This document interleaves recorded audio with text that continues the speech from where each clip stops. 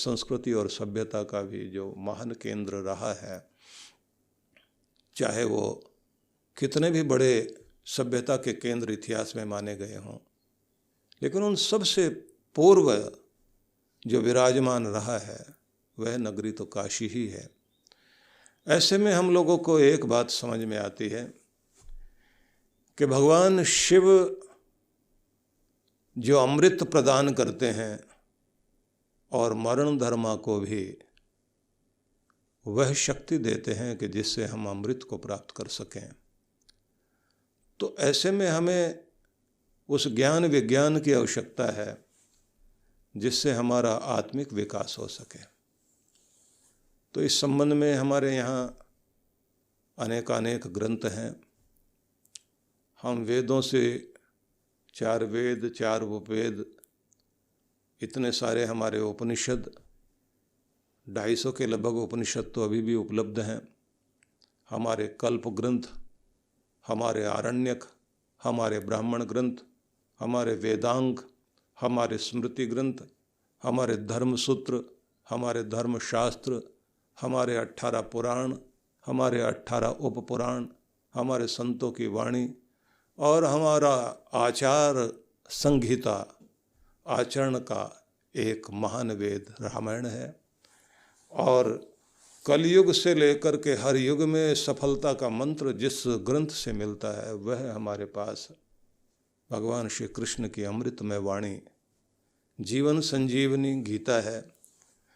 और गीता को जब हम लोग श्रद्धा भाव से पढ़ने लगते हैं तो हमें भगवान श्री कृष्ण का जीवन संगीत और वह जीवन का गीत सुनाई देता है, जो हमारे जीवन के अंदर एक महान अमृत का संगीत उत्पन्न करता है, जो हमें हमारे जीवन की कायरता को वीरता में बदलता है, जो हमारे जीवन के अंदर आए हुए अवसाद को और विषाद को प्रसन्नता और प्रसाद में बदल देता है। यह एक ऐसी शक्ति है गीता, जिसे हम ये कह सकते हैं कि यदि ये हमारे पास में है तो संदेश, उपदेश और आदेश भगवान के क्या हो सकते हैं, सारे एक जगह समाये हुए हैं। गीता में जब आप लोग पढ़ते हैं तो एक बात सर्वप्रथम समझाई गई है कि आप ये मानिए आपका शरीर ये बार बार बदलता है, लेकिन एक आप हो जो पहले भी थे, आज भी हो और आगे भी रहोगे। किसी एक संत से किसी ने पूछ लिया, महाराज कितनी आयु है आपकी? बोले कितना बताएं, मैं सृष्टि के पहले भी था, अब भी हूँ, अब बाद में भी रहूँगा। मतलब हम केवल शरीर की यात्रा को ही न माने, आत्मा की यात्रा तो हमारी सृष्टि से पहले भी चली आ रही है और इस सृष्टि में भी हम हैं और सृष्टि के बाद भी हम रहेंगे, क्योंकि आत्माएं नष्ट नहीं होती है। आप नष्ट नहीं होते, आप रहते हैं। इसलिए गीता जब आप पढ़ते हैं तो आपको सबसे पहले ये संदेश मिलता है कि बस बदलेगा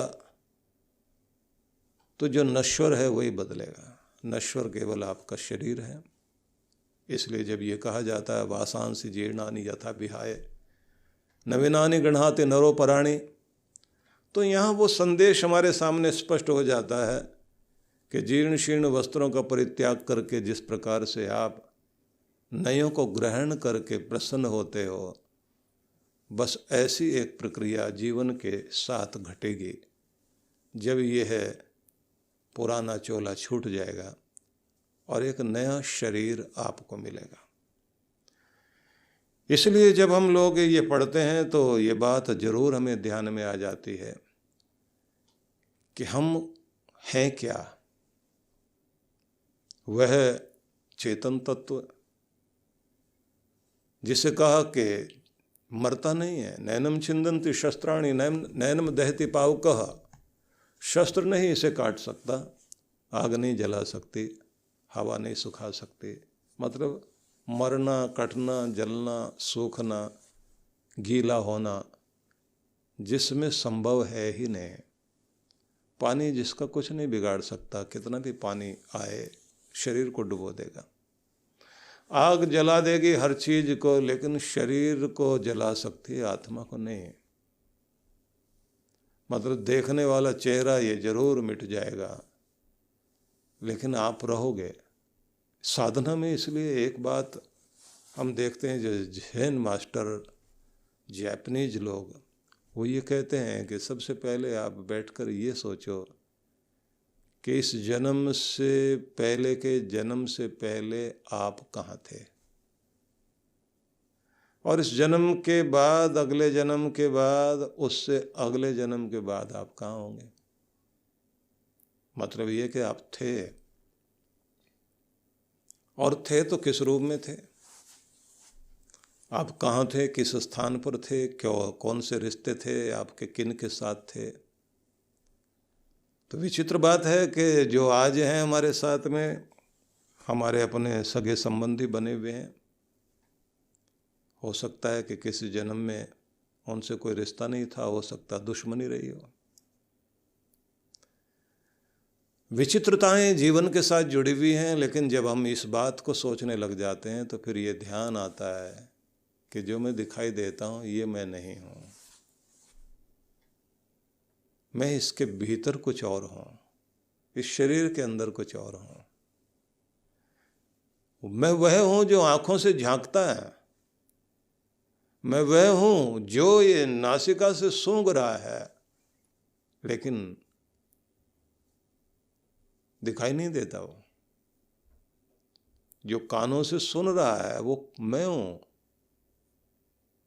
चेतन तत्व।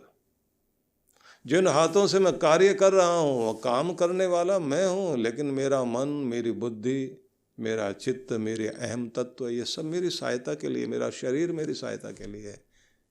लेकिन जब मैं इसको छोड़कर चला जाऊंगा, ये नगरी पड़ी रह जाएगी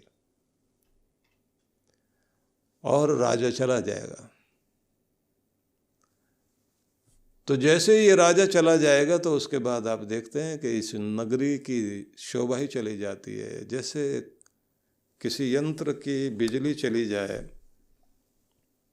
इसलिए जब ये कहा जाता है न जायते न म्रियते वा कदाचिन नायम भूत्वा भविता वा न भूय, आत्मा किसी भी काल में न जन्मता है और न मरता है। भगवान श्री कृष्ण जब ये कहते हैं, क्योंकि यह अजन्मा है, अजो नित्य शाश्वतोयम पुराणो, ये शाश्वत है, ये अजन्मा है और नित्य है, सदा रहने वाला है। न हन्यते, ये नहीं मरता है। हन्य माने शरीरे, शरीर के नष्ट हो जाने के बाद भी जो रहता है वही है हम। तो ये सबसे पहला वह ज्ञान बिंदु है जिसको जानना और फिर मानना और महसूस करना। तो इसलिए जब आप भगवान की शरण में जाते हैं, अपना आंखें बंद करके बैठते हैं, तो आपको ये कहना होता है कि ये जो आकार दिखाई दे रहा है, जो मेरा परिचय बना हुआ है, ये मैं नहीं हूँ, शरीर मैं नहीं, और इसमें जो बल प्रदान कर रहा है वो प्राण शक्ति भी मैं नहीं है। इनके साथ जुड़ी हुई एक और शक्ति है प्राणों के साथ, वह मनस शक्ति। वह भी मैं नहीं हूं, लेकिन ये मेरे लिए हैं। और एक एक परत को हटाते हटाते आप जाएं, ये बुद्धि तत्व जो मेरे लिए निर्णय करने का कार्य करता है, ये सब मेरे लिए काम करता है, मैं बुद्धि नहीं हूं। जहां मेरा सब रिकॉर्ड मेंटेन होता है वो चित्त भी मैं नहीं हूं। और इस पूरे शरीर के साथ जुड़कर जो सबको जोड़कर एक तत्व, अहम तत्व कहता है कि ये मैं, और सामर्थ्य को बताता है कि वो भी मैं नहीं, मैं इन सब से पीछे बैठा हुआ चैतन्य हूँ। और जब इस चैतन्य को हम ध्यान में लाते हैं तो फिर एक बात समझ में आती है कि इस चैतन्य को ध्यान में लाते ही हमें उपनिषद जिस भाषा का प्रयोग करते हैं कि एक समय ऐसी अनुभूति आती है जब आपको छाया और धूप की तरह स्वयं की अनुभूति होती है। आप अपनी छाया को जैसे देख रहे हैं वैसे आप अपने शरीर को अलग देख रहे होते हैं। साधना में भी गए हुए लोग अपने शरीर से सूक्ष्म शरीर को ऊपर जाते हुए देखते हैं। और जैसे साधना में आप ऊपर गए तो आपको पितृलोक का अनुभव होता है जहाँ अनेक तरह की आत्माएं जन्म लेने की प्रक्रिया में हैं। मजे की बात यह है कि जब वो जन्म लेने की प्रक्रिया में हैं तो वहीं पर आपको आशीष देने वाली आत्माएं भी हैं, आपके लिए नेगेटिव और इसी तरह की नेगेटिविटी उत्पन्न करने वाले वो लोग भी हैं, वो आत्माएं भी हैं। लेकिन उन सबसे ऊपर उठते हुए जब जैसे ही आप ऊपर जाते हैं तो अपने देवलोक में जाते हैं।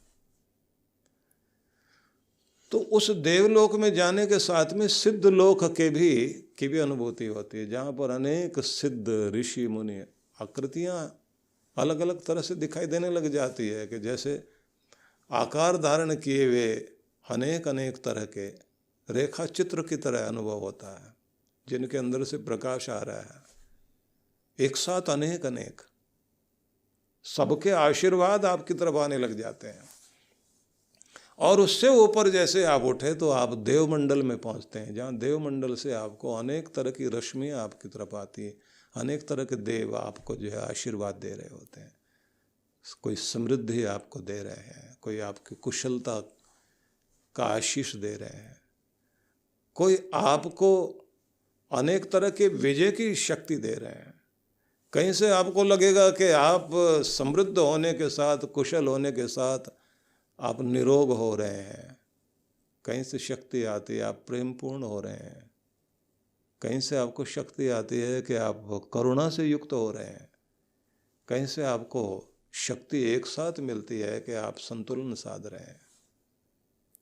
लेकिन जैसे ही इससे भी ऊपर आप चले जाते हैं तो फिर वह जहाँ से भ्रम और ग्रंथियाँ टूटती हैं, ये लोक माया का तोड़ करके आप ऊपर उठे थे।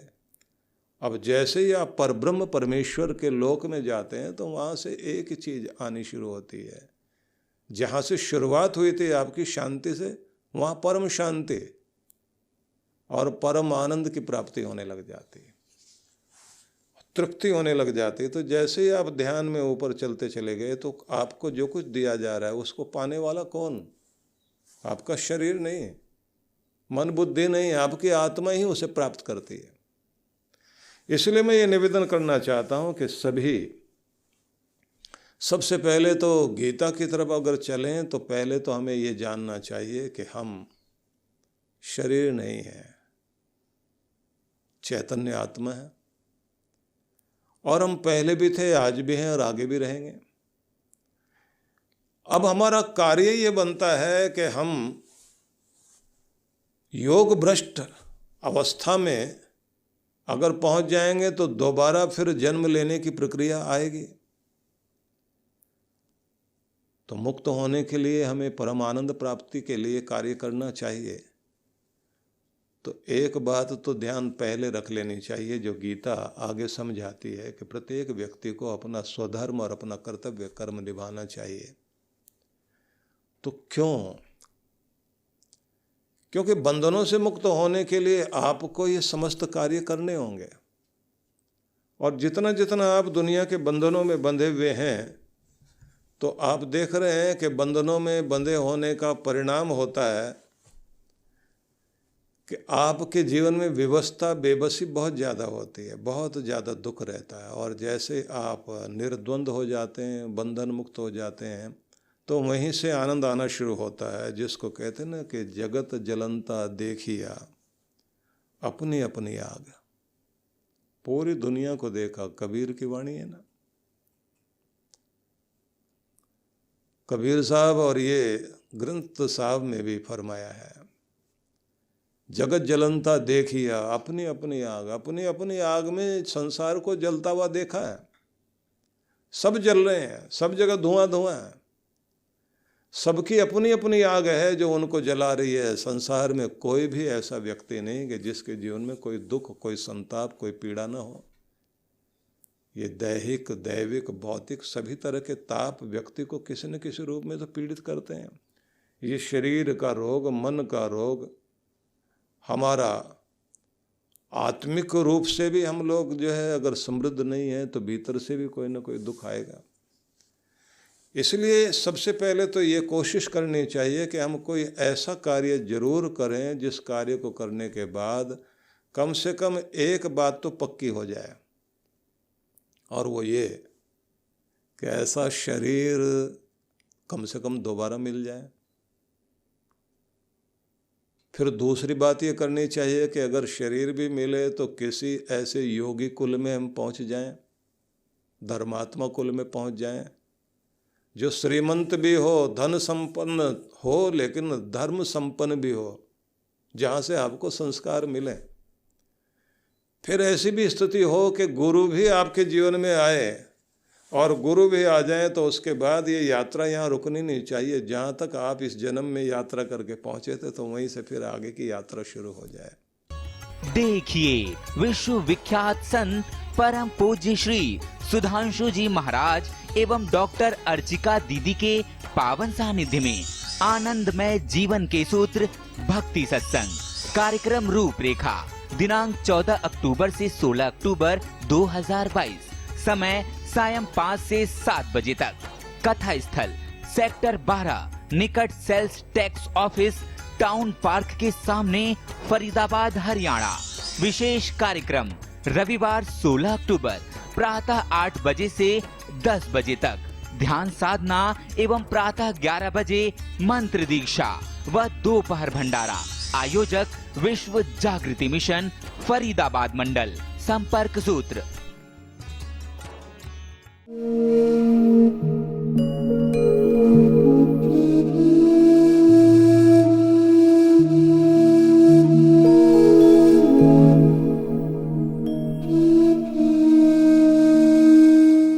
सद्गुरु श्री सुधांशु जी महाराज द्वारा मानव सेवा को समर्पित संस्था विश्व जागृति मिशन वर्ष 1991 से धर्म, समाज एवं मानवता की सेवा में संलग्न है।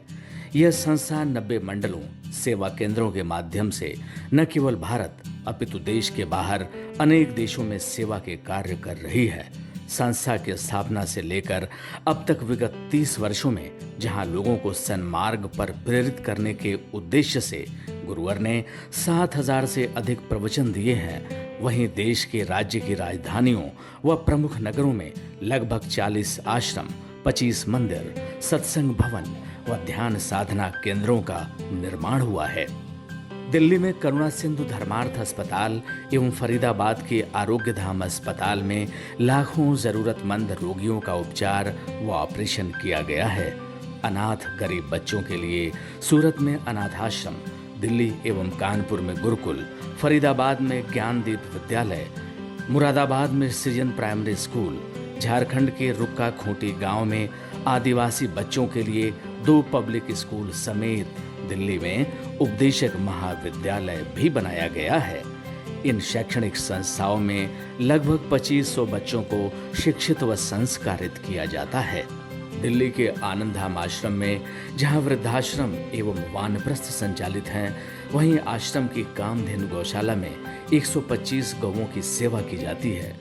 कामधेनु गौशाला की तरह ही देश के प्रमुख नगरों में 7 अन्य गौशालाएं भी संचालित हैं। साथ ही पूजा पाठ, यज्ञ अनुष्ठान से लोगों में धार्मिक भावना जागृत की जाती है। गरीब जरूरतमंद महिलाओं को सक्षम बनाने के लिए जहां कई तरह के प्रशिक्षण दिए जाते हैं, वहीं गरीब कन्याओं के विवाह में सहयोग भी किया जाता है। प्राकृतिक आपदा जैसे कि बाढ़, भूकंप, तूफान आदि में जहां मिशन द्वारा प्रधानमंत्री राहत कोष में सहयोग किया जाता है, वहीं जैसे वर्तमान में चल रही महामारी कोरोना संकट काल में जरूरतमंदों को भोजन, राशन किट व सांसों के संकट से जूझ रहे जरूरतमंद मरीजों को देश विदेश से मंगाकर ऑक्सीजन कंसंट्रेटर बांटे गए। मानव सेवा को ईश्वर भक्ति मानते हुए सेवा परमो धर्म के भाव से विश्व जागृति मिशन के सेवा कार्य निरंतर जारी हैं। आइए मिशन के सेवा पथ पर बढ़ते कदमों में कदम से कदम मिलाकर चलें और मानवता की सेवा में दान सहयोग कर पुण्य के भागीदार बने।